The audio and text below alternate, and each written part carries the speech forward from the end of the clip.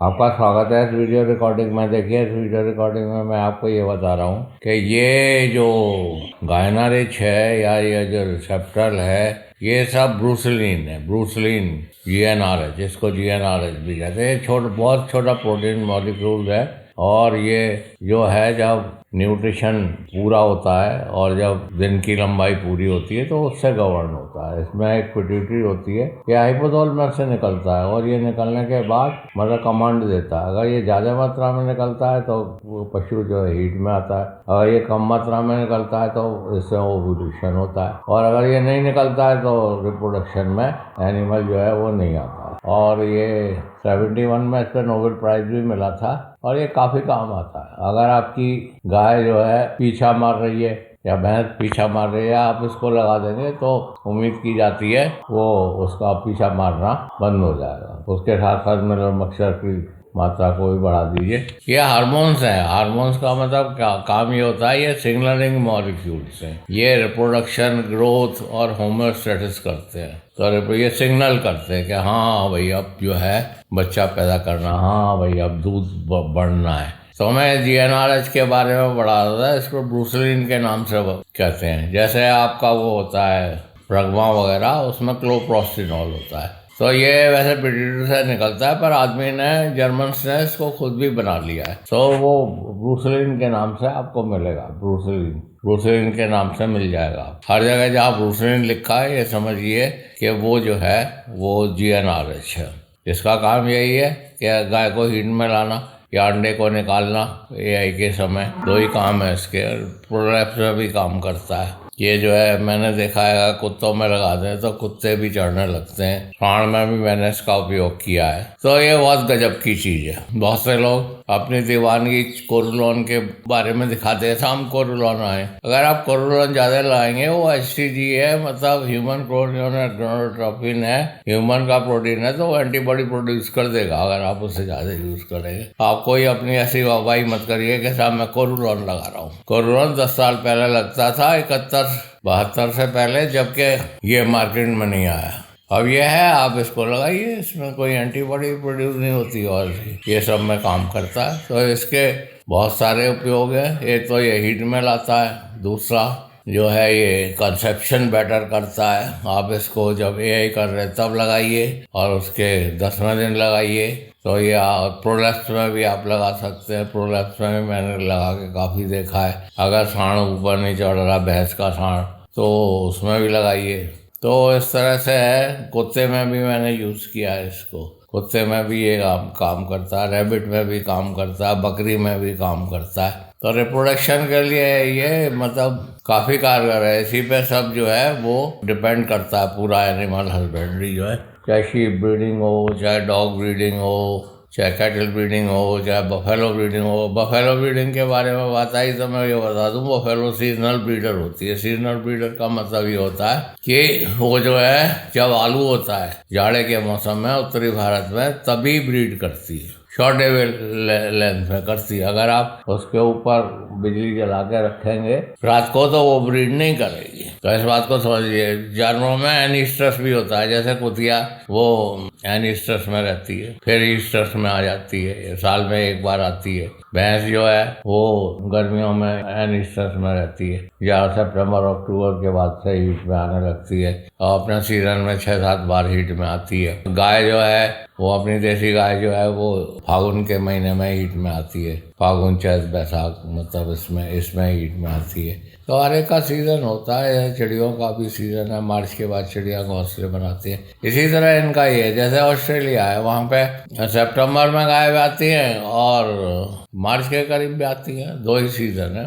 सितंबर मतलब यह है कि जून जुलाई में मतलब उनका ब्रीडिंग सीज़न होता है। तो आप देख लीजिए, अगर आपकी गाय 3 महीने में ब्याने के बाद प्रेग्नेंट नहीं हो रही है तो फिर वो प्रेग्नेंट नहीं होगी, आपके लिए एक झंझट बन जाएगा। गाय अगर प्रेग्नेंट नहीं होती है, विलायती गाय, उसे मास्टाइटिस हो जाती है तो आपकी डेयरी बैठ जाएगी। आप दूध की फिक्र मत करिए, दूध की फिक्र मत करिए, आप इसकी फिक्र करिए कि मेरी गाय जो है वो 3 महीने में, ब्याने के बाद 3 महीने में प्रेग्नेंट हो जाए। इसके लिए उसकी बच्चेदानी का साफ रहना जरूरी है।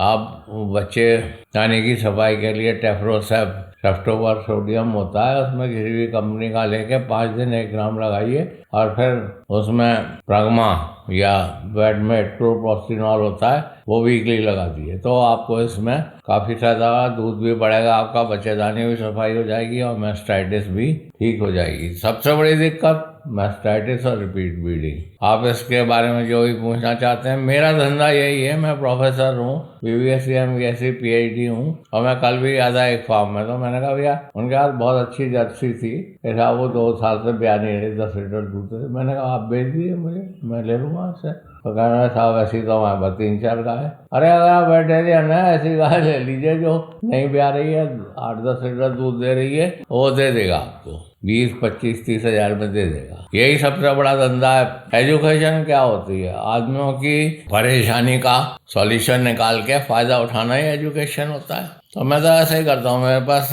थोड़ी सी जगह है तो मैं 7-8 गाय खरीद लाता हूँ, वो प्रेग्नेंट हो जाती हैं, फिर उन्हें भगा देता हूँ, फिर और ले आता हूँ। तो इसमें मुझे अब काफ़ी मज़ा आता है। लोग ये भी कहते हैं कि साहब एम्ब्रो ट्रांसफर करता है। एम्ब्रो ट्रांसफर तो जब करोगे जब रिपीट ब्रीडिंग ठीक हो जाएगी। एम्ब्रो ट्रांसफर भी मैं कराता हूँ, और एम्ब्रो ट्रांसफर तो रेगुलर ब्रीडिंग काऊ में होती है, एम्ब्रो ट्रांसफर जो होती है उसमें नहीं होती है। जो रिपीट ब्रीडर हैं, लोग सोचते हैं कि रिपीट ब्रीडिंग में एम्ब्रो ट्रांसफर से हो जाएगा। तो आप सबसे बड़े धंधे को समझिए। सबसे बड़ा धंधा यही है कि आपकी गाय को अगर आप प्रेग्नेंट कर लेते हैं तो बहुत अच्छी अच्छी गाय आपको मिल जाएंगी, हीपर भी मिल जाएंगी।